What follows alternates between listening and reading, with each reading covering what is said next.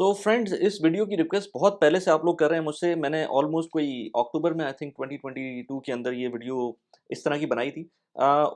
उसके बाद ये जनवरी आ गया और मिड ऑफ जनवरी में ये वीडियो बना रहा हूँ। उसका रीज़न कुछ 2-3 रीज़न्स हैं। एक तो ये कि मैं चाहता नहीं हूँ कि पीएसएक्स या किसी भी स्टॉक्स के बारे में मैं बहुत ज़्यादा बात करूँ, क्योंकि दूसरों के स्टॉक्स देखकर बंदा थोड़ा-सा इंटिमिडेट भी हो जाता है, और अगर थोड़ा-सा इन्फ्लुएंस हो तो उसके अंदर फिर वो खुद भी इन्वेस्टमेंट करना चाहता है। तो मैं बिल्कुल भी ये नहीं कहता कि मैं कोई सीज़न्ड इन्वेस्टर हूँ। मैं अपने हिसाब से इन्वेस्टमेंट कर रहा होता हूँ। मैंने पहले भी बताया हुआ है कि मैं म्यूचुअल फंड्स के जो पोर्टफोलियोज़ होते हैं उसको देख के मैं खुद देख लेता हूँ कि किन-किन चीज़ों में मुझे इन्वेस्टमेंट करनी है। कुछ मैं अपनी तरफ से एक्सपेरिमेंट्स भी कर रहा होता हूँ। कुछ डे टू डे जो चीज़ें मैं ट्विटर पे देख रहा होता हूँ उसके थ्रू भी मुझे समझ में आता है। क्योंकि मेरे पास इतना टाइम नहीं है कि मैं फाइनेंशियल रन करूँ हर कंपनी के और उसको उसके हिसाब से देखूँ। मेरा बेसिक मैं डे डे जॉब भी करता हूँ, मैं एज़ एन इंजीनियर मैं अपना काम भी कर रहा होता हूँ, फैमिली भी होती है। मैं कंटेंट क्रिएटर भी हूँ और इसके अंदर मैं टिकटॉक पर भी होता हूँ, यूट्यूब पे भी होता हूँ, इंस्टाग्राम पे भी होता हूँ, ट्विटर पे भी होता हूँ। और प्लेटफ़ॉर्म्स फेसबुक वगैरह और सारे प्लेटफ़ॉर्म्स पर होता हूँ, तो मेरे पास इतना टाइम नहीं है कि मैं बहुत सारे स्टॉक्स की एनालिसिस डिटेल में करूँ, उसके लिए बहुत सारे लोग और मिल जाएँगे। मैं आपको सिर्फ़ एक इस वीडियो को आप एज़ अ एंटरटेनमेंट लें और थोड़ा-सा उसके अंदर देख लें कि मेरी क्या जर्नी रही है, लेकिन इससे ज़्यादा उसको सीरियस ना लें। मेरे पास बहुत सारे स्टॉक्स हैं और मैं उसको बाय द टाइम कम करना चाह रहा हूँ, थोड़ा एक्सपोज़र कम करना चाह रहा हूँ, लेकिन वो फॉर सम रीज़न हो नहीं पा रहा है। पाकिस्तान स्टॉक एक्सचेंज का हाल आपको पता ही है कि क्या सिचुएशन रही है।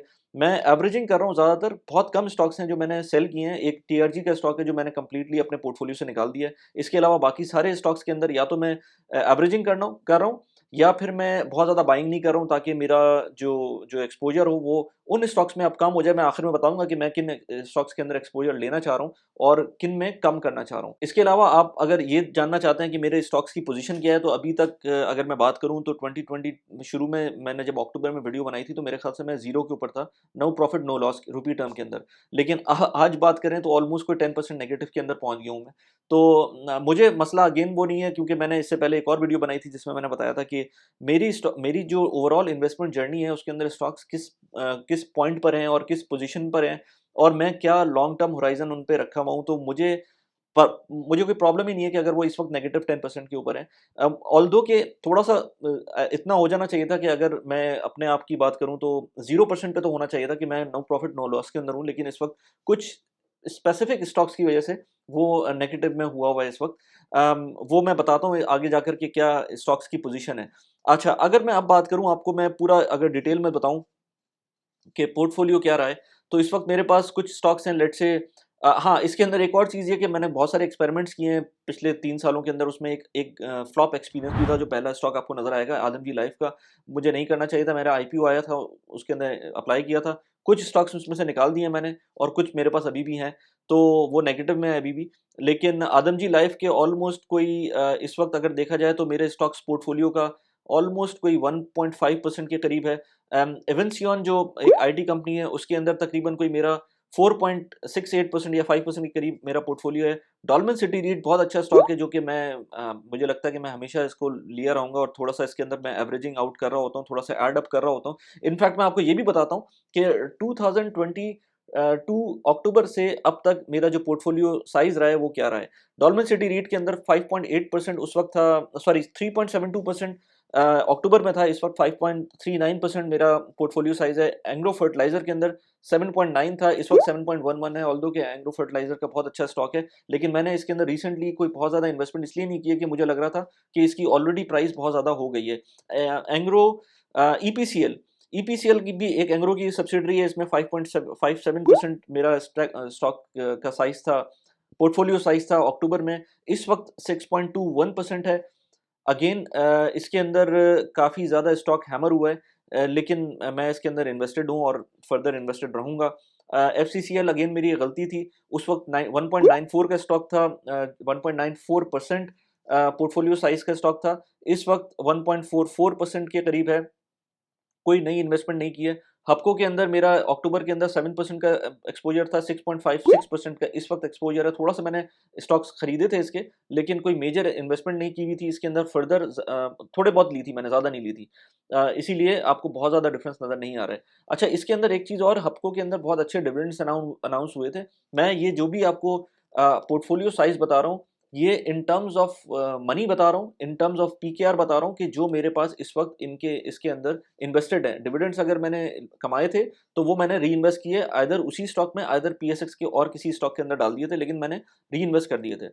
अच्छा, लोटे केमिकल जो एक स्टॉक है बहुत अच्छा, इसके अंदर जो 1.36% के करीब मेरा एक्सपोजर था पहले, इस वक्त 1.08% है, क्योंकि लोटे केमिकल के जो स्टॉक प्राइस थी वो काफ़ी ज़्यादा ऊपर चली गई थी, फिर मैंने उसमें ज़्यादा इन्वेस्टमेंट नहीं की थी। अगेन इसमें डिविडेंड्स मिल रहे होते हैं। Lucky cement, so lucky cement is not lucky enough in 2022, और 10.61% मेरा पोर्टफोलियो का एक्सपोजर था। इस वक्त 8.46% का एक्सपोजर है, जो कि मैंने इसके अंदर फर्दर इन्वेस्टमेंट कभी-कभी करता हूँ। जब मुझे लगता है कि थोड़े बहुत पैसे मेरे पास हैं एक्स्ट्रा, तो वो मैं इसमें डाल देता हूँ।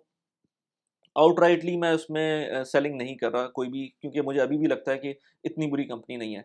अच्छा, एमसीबी स्टॉक, एमसीबी के जो बैंक है उसके अंदर मैंने एक्सपोजर उस वक्त 11.58% था, इस वक्त 11.38% है। थोड़े बहुत मैंने पैसे ऐड किए थे एमसीबी के अंदर, क्योंकि मुझे अभी भी लगता है कि बैंकिंग सेक्टर के अंदर थोड़ा बहुत पोटेंशियल है। जैसे जैसे इंटरेस्ट रेट्स बढ़ रहे हैं, लेकिन गवर्नमेंट की तरफ से जिस तरह से कर्व्स आ रहे हैं बैंक्स के ऊपर, उसकी वजह से थोड़ा सा खतरा भी है। लेकिन again over the long period of time मेरे ख्याल से एमसीबी हो गया या और बैंक्स हो गए, ये इतने बड़े बैंक्स हैं कि ये फिलहाल तो नीचे नहीं जाते हुए लगते हैं मुझको। एमसीबी आरिफ हबीब के अंदर मैंने इन्वेस्टमेंट की थी, एक एक गलती थी अगेन, वो फॉर सम रीज़न मैंने इन्वेस्टमेंट की थी, और 5.82% अक्टूबर में मेरा पोर्टफोलियो साइज़ था, इस वक्त 4.88% है। मैंने कोई एडिशनल इसके अंदर इन्वेस्टमेंट नहीं की है, थोड़ा बहुत मुझे डिविडेंड मिले हैं उसके अंदर। फिर मिल्लत ट्रैक्टर, मिलेट ट्रैक्टर के अंदर मेरा एक्सपोजर था 1.63% का, इस वक्त 3.32% का एक्सपोजर है, लेकिन हमें नहीं पता था कि मिलेट ट्रैक्टर्स बिल्कुल ही अपनी प्रोडक्शन बंद कर देगी और सिचुएशन ऐसी हो जाएगी एमटीएल के साथ। मैंने उसमें थोड़ा सा एडिशन भी किया था रिसेंटली, जब भी आपको नज़र आ रहा है कि 1.63 से 3.2% का इंक्रीज़ है मेरे पोर्टफोलियो साइज़ का एमटीएल का। Anyways I am not selling that company. Government ने अभी रिसेंटली अनाउंस किया था कि ट्रैक्टर्स के ऊपर वो इम्पोर्ट ड्यूटी ख़त्म कर रहे हैं। प्लस मिलर ट्रैक्टर का भी एक नोटिफिकेशन भी आया था, जिसके अंदर उन्होंने कहा था कि ड्यू टू लेस डिमांड हम ट्रैक्टर की जो जो प्रोडक्शन है वो कम कर रहे हैं। तो इस वक्त कोई इतने अच्छे हालात नहीं है एमटीएल के, लेकिन anyways I am keeping it there. थोड़ा बहुत डिविडेंड भी दिया था इसने। मीज़ान ईटीएफ, इस पे मैंने अलग से वीडियो बनाई है कि ये जो ईटीएफ्स हैं, जो म्यूचुअल फंड्स हैं, वो बिल्कुल भी इन्होंने उस तरह से परफॉर्म नहीं किया जिस तरह से परफॉर्म करना चाहिए। जिस तरह से एक्सपेक्टेशन होती है कि एक फंड मैनेजर आपको अच्छा रिटर्न देगा, बिल्कुल भी उस तरह से रिटर्न नहीं दिया। मेरा एक्सपोजर 5.82% का था पहले, इस वक्त 4.88% का है, जो कि मैंने कोई इंक्रीज इसके अंदर नहीं किया। इसके बाद आता है नेशनल फूड। अब नेशनल फूड का एक मसला ये है कि नेशनल फूड का स्टॉक इतना ज़बरदस्त प्राइसिंग पे आ गया है कि मुझे लेना है उसको।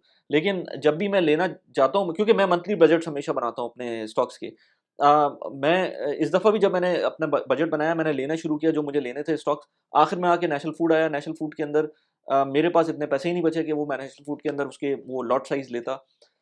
लॉट साइज़ के ऊपर बात करते हैं। लॉट साइज़ बिल्कुल भी नहीं होना चाहिए पाकिस्तान स्टॉक एक्सचेंज के अंदर। मुझे नहीं पता कि अभी तक लॉट साइज़ पे चल रहे हैं, वरना मैं नेशनल फूड्स को एवरेजिंग आउट करता।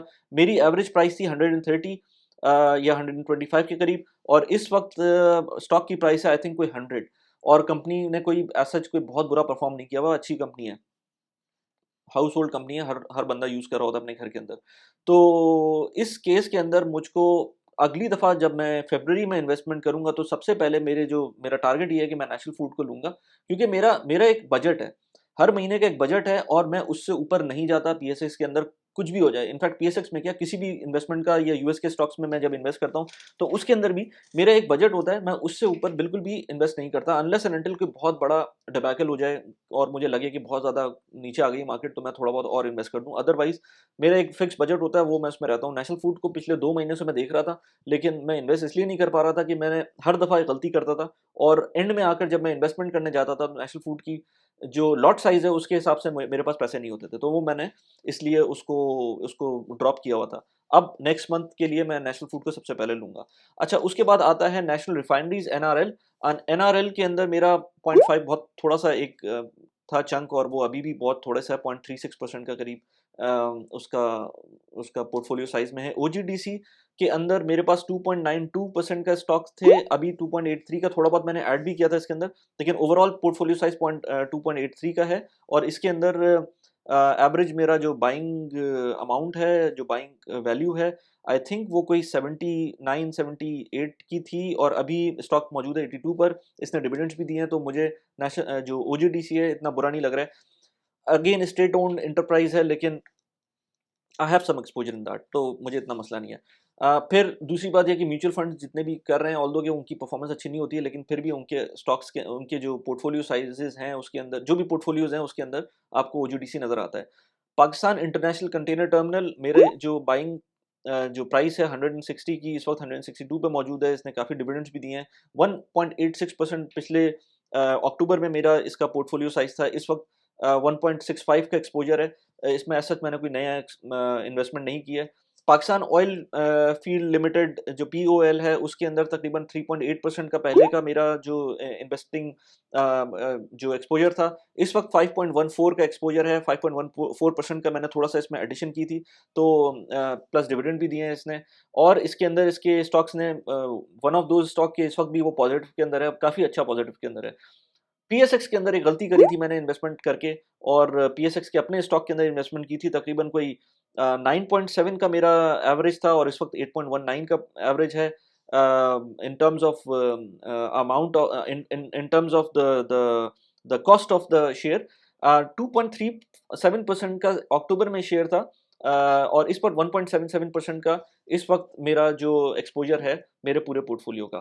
सिस्टम्स लिमिटेड अगेन बहुत अच्छी कंपनी है, टेक कंपनी है। पूरी दुनिया में टेक कंपनीज ने हिट ली हुई है इस वक्त। प्रॉब्ली इसने भी थोड़ी बहुत ली है, लेकिन 4.96 के ऊपर इसका इसका शेयर प्राइस चल रही है। डिविडेंड्स भी दिए थे इसने। इसने कुछ मेरे ख्याल से कुछ स्टॉक स्प्लिट के टाइम पर इन्होंने बोनस शेयर्स भी दिए थे। I am okay with that. अच्छी कंपनी है, पॉजिटिव में हूँ मैं इस वक्त। I would keep it for a long period of time. इसके मैंने कुछ यूट्यूब चैनल के ऊपर इसके सिस्टम्स लिमिटेड के जो सीईओ थे और जो फाउंडर्स थे, उनके इंटरव्यूज देखे थे। I was really surprised and impressed कि इस तरह के लोग थे जिन्होंने शुरू से ही कंपनी को डाइवर्स किया हुआ था, सारे मेजॉरिटी शेयर्स अपने पास नहीं रखे। तो इस पॉइंट ऑफ व्यू से systems, I I like the company.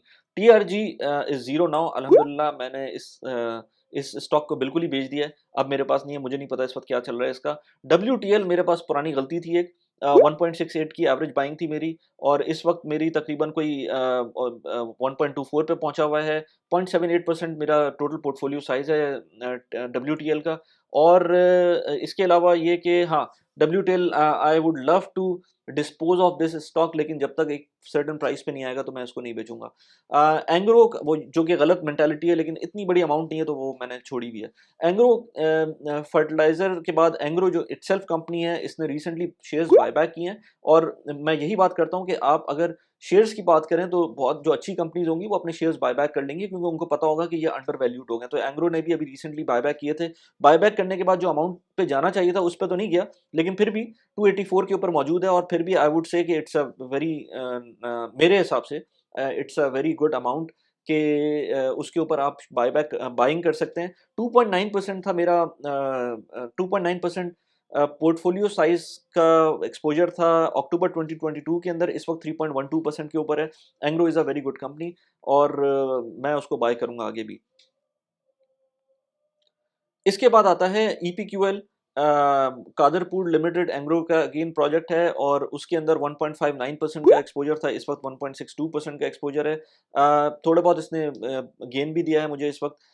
उसके बाद जो एक जो जो स्टॉक था हबीब बैंक का, वो मैंने लिया था जब इसकी एक नेगेटिव न्यूज़ आई थी, तो मैंने कहा था यार 100 के करीब का स्टॉक था, 70 के करीब पहुंच गया है, मैं ले लेता हूँ। मैंने ले लिया था, लेकिन इस वक्त भी वो ऑलमोस्ट कोई कितने के ऊपर मौजूद है, इस वक्त कोई 64 के ऊपर मौजूद है। तो वो कोई ऐसा पॉजिटिव इसने भी नहीं दिया, लेकिन अगेन इतना बड़ा बैंक है, आई डोंट थिंक सो कि इसके साथ कुछ होना है in near future.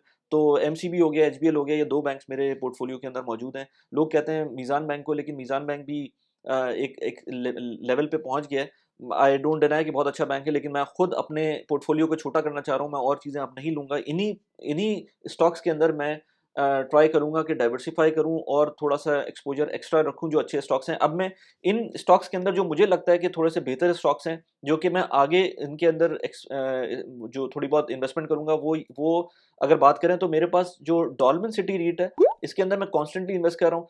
Engro fertiliser के अंदर किसी भी कंडीशन के अंदर मैं इन्वेस्ट कर रहा हूँ। इसके अलावा हपको के अंदर मैं इन्वेस्ट कर रहा हूँ, लोट्टे केमिकल के अंदर इन्वेस्ट कर रहा हूँ, ओजीडीसी, पीआईसीटी, पीओएल के अंदर मैं आगे भी इन्वेस्ट करूँगा, सिस्टम्स लिमिटेड में इन्वेस्ट करूँगा, लकी सीमेंट में थोड़ा बहुत मैं करूँगा इन्वेस्ट, बहुत ज़्यादा पैसे नहीं लगाऊंगा लेकिन थोड़ा बहुत करता रहूँगा। डब्ल्यूटीएल के अंदर बिल्कुल भी नहीं करूँगा, एंग्रो और ईपीक्यूएल इस तरह की कंपनीज़ के अंदर, ईपीसीएल के अंदर भी I would do still go for the investment.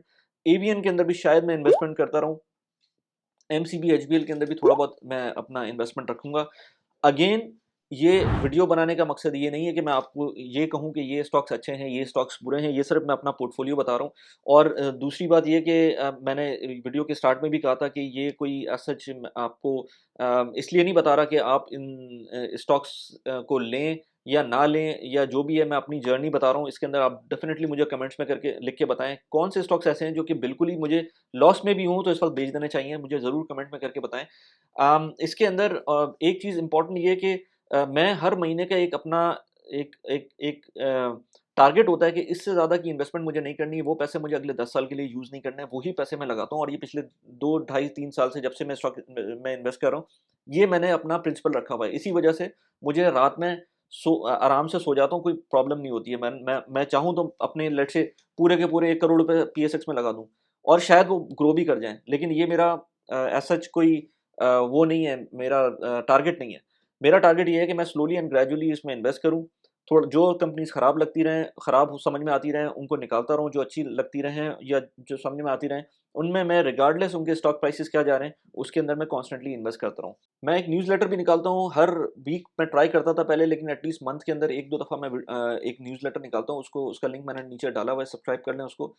इस चैनल को भी सब्सक्राइब कर लें, इस वीडियो को प्लीज़ लाइक कर दें, शेयर कर दें अपने फ्रेंड्स एंड फैमिलीज़ के अंदर। डेफ़िनिटली मैं ट्विटर के ऊपर भी होता हूँ, ट्विटर के ऊपर अगर आप मुझे कॉन्टैक्ट करना चाहते हैं तो ट्विटर का अब मेरी डिटेल्स मौजूद हैं इस वीडियो के अंदर, उसमें जाके आप मुझे कॉन्टैक्ट कर सकते हैं। इसके अलावा मैं मल्टीपल वीडियोज़ बनाता रहता हूँ, मैं यूएई बेस्ड हूँ और मैं यूएई के अंदर जो मल्टीपल और चीज़ें हो रही होती हैं, फाइनेंस से रिलेटेड, प्रोडक्टिविटी से related, I am really into productivity. अगर आपको उन चीज़ों के बारे में देखना है, उस तरह का कंटेंट देखना है, तो यहाँ पर मैंने एक वीडियो बनाई थी जिसके अंदर मैंने बताया था कि मैं अपनी प्रोडक्टिविटी कैसे इंप्रूव की है। मैंने अपनी रिसेंटली मल्टीपल चीज़ें खरीद कर उसके बारे में मैंने बात की थी। इसके अलावा मैंने इंटरेस्ट रेट्स के ऊपर बात की थी कि इंटरेस्ट रेट्स किस तरह से कॉमन मैन के ऊपर इम्पैक्ट करता है। यहाँ पर उस वीडियो का लिंक लगा दिया। कैसी लगी वीडियो प्लीज़ मुझे बताइएगा। Thanks for watching the video. Bye bye.